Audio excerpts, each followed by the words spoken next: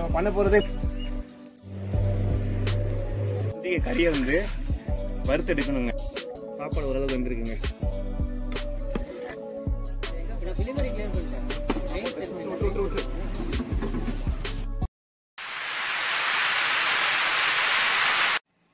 இனி நம்ம பண்ண போறது மந்தி பிரியாணி.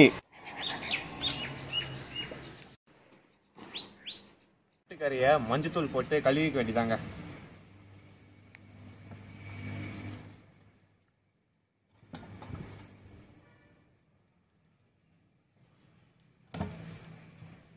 எதுக்கு மஞ்சத்தூள் போட்டு கழுவுறோம்னா ஆட்டுக்கறியில் இருக்கிற எல்லா நீச்சு நாட்டு போகிறதுக்காகவும் அதே மாதிரி உள்ள குட்டி குட்டி பேக்டீரியாஸ் ஆகிறதுக்காகவும் தான் போறோம் நம்ம.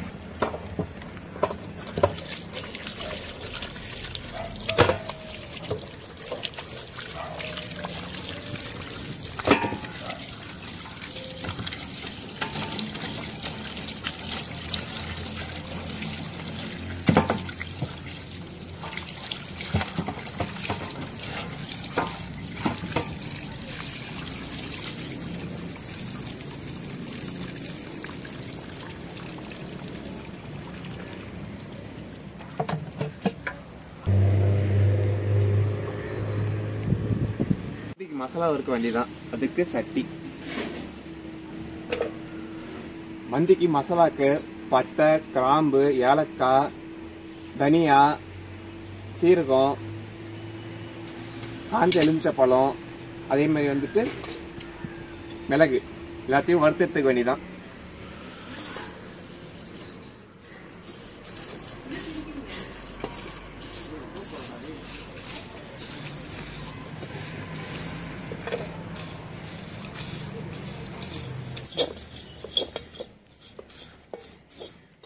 மசாலா நல்லா வெந்துருச்சு. பொரிஞ்சு வந்துட்டு எடுத்துட வேண்டியதான்.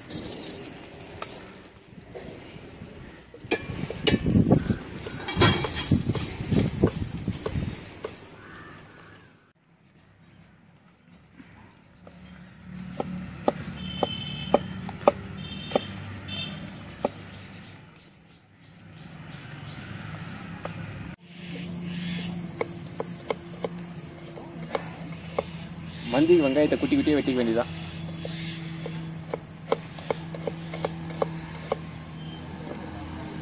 மந்திக்கு அரிசி ஊற வைக்க வேண்டியதாங்க.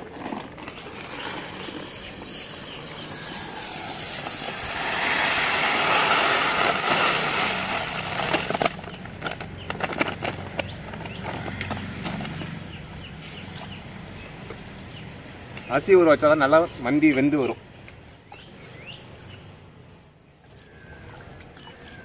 மந்திக்கு மசாலா வறுத்தோம்ல, அதை அரைச்சி எடுத்துக்கிட்டோம்.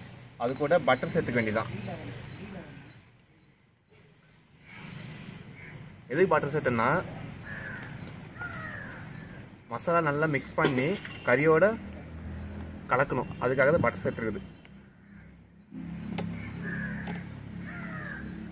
தேவையான உப்பு.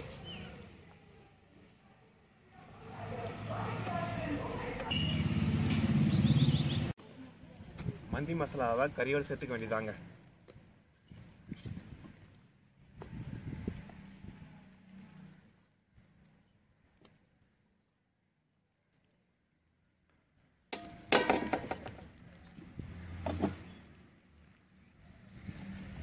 மசாலா தடவி ஊற வச்சாதான் மந்தி பிரியாணி நல்லா வரும், டேஸ்டா இருக்கும்.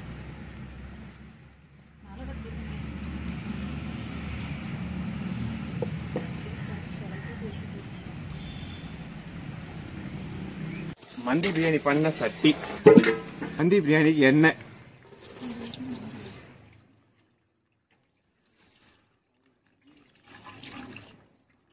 பட்டர்,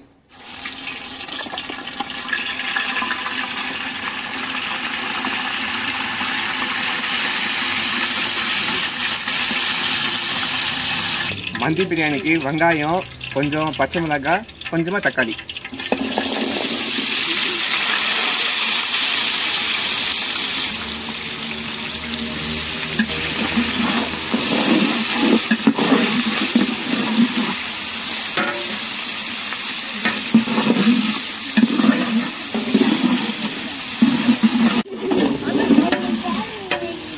மந்தி பிரியாணி பிரியாணிக்கு வெங்காயத்தை கொஞ்சமாக தான் வேக விடணும், ரொம்பலாம் வேக வைக்க வேணாம். பட்டை லவங்கெல்லாம் ஆட் பண்ணியாச்சு வாசனைக்கு.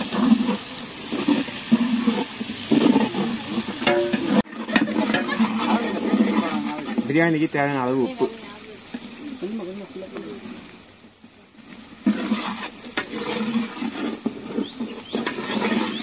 இஞ்சி பூண்டு பேஸ்ட் போட்ட வேண்டியதாங்க.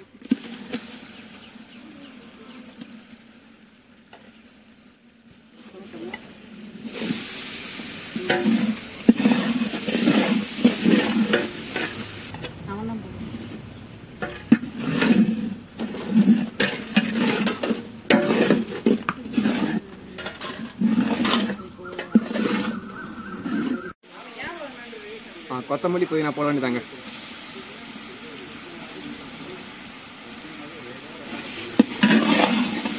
வேக வச்ச மட்டன் கறி,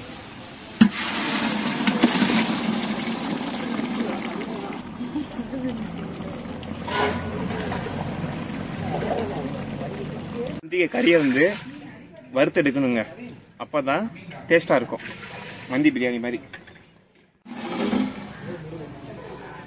மசாலா நல்லா வெந்துருச்சுங்க, அரிசி போட்ட வேண்டியதான்.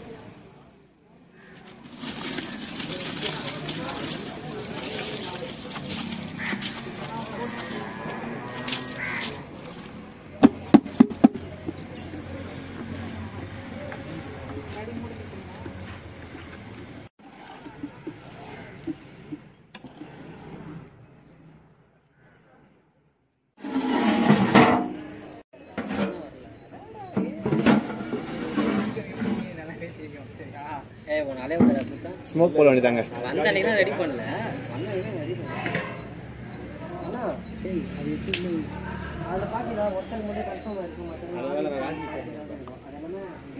மந்தி பிரியாணிக்கு தம் போட்டு மாதிரி ஸ்மோக் போட்டு தம் போட்டா நல்லா டேஸ்டா இருக்கும்.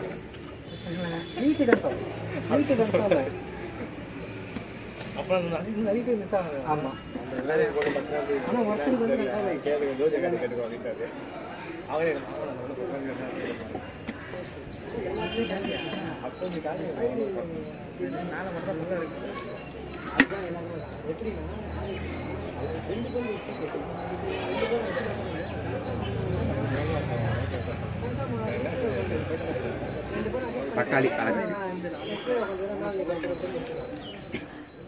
கறிங்க.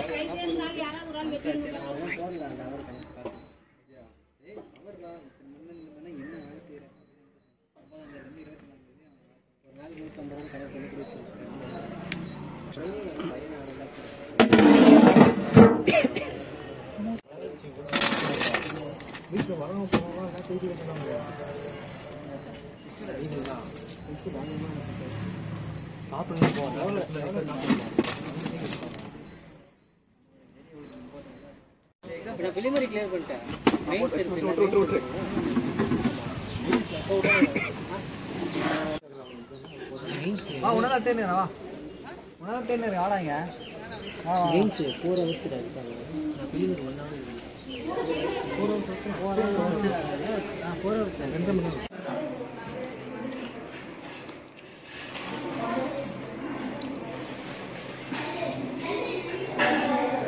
இன்னொருத்தண்ணா